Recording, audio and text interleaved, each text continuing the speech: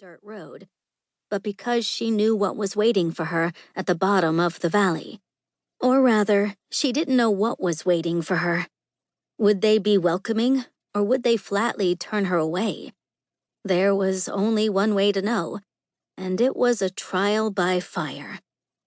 She stopped at the top of the hill, next to the cabin where Jamie and his adopted son Peter had lived for a time when they first came to Mississippi.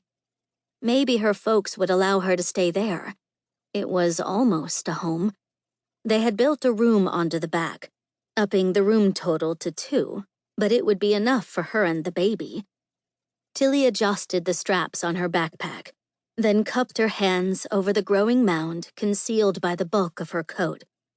Just another month or so, and she would give birth to Melvin Yoder's child, while he remained in the English world repairing engines and enjoying the freedoms he couldn't have in their conservative Amish community.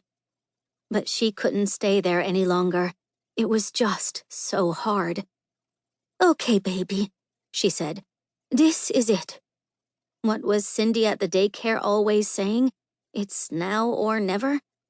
Now or never, she muttered. "Lord, please don't allow them to turn me away. I know I've made more than my share of mistakes, but this child is innocent. She needs a home, a place to stay and be loved.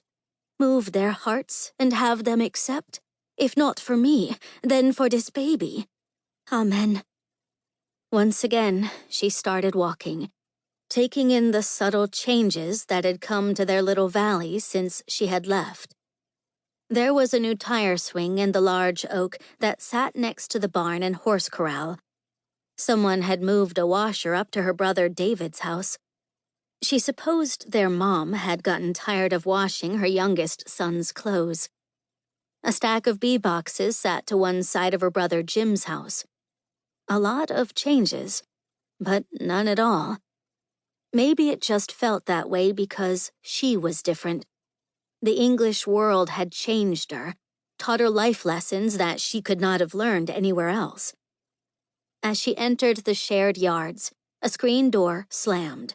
She turned to see Anna, her brother Jim's wife, standing at the edge of their porch.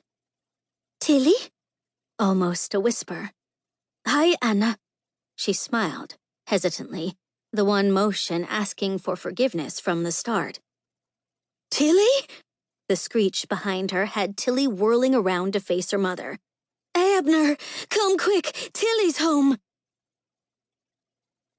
After hugs from her brothers and her nieces and nephews, and a frown from her father, Tillie was led into the house and directly to the kitchen table. Of course her mother wanted to feed her straight away, but the roundness of Tillie's belly gave her mom pause. During all the welcoming and joyful tears, no one had mentioned her obviously pregnant condition. She didn't know if no one wanted to be the one to broach the subject, or if they simply didn't know what to say. Or maybe it was because of the mixed company, men and children.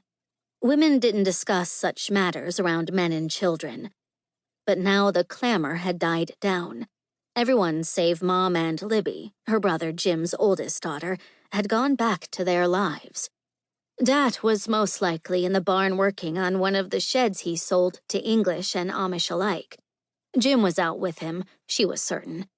Just as she was certain David had been sent to her sisters' houses to tell them the news. And to Gracie's new home.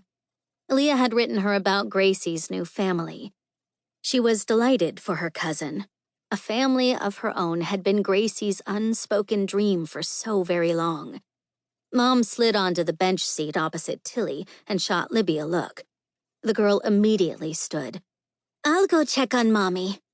In the blink of an eye, she was gone, bustling off toward the Dottie house to see the oldest member of their family. Obviously, Libby had been brought over to help Mommy.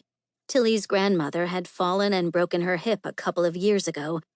Hannah had returned shortly afterward, using that injury as an excuse for returning, when the real reasons were much more alarming. A dead, cheating husband, and debts beyond anything they could imagine. Gracie had come to help at first, and stayed until she...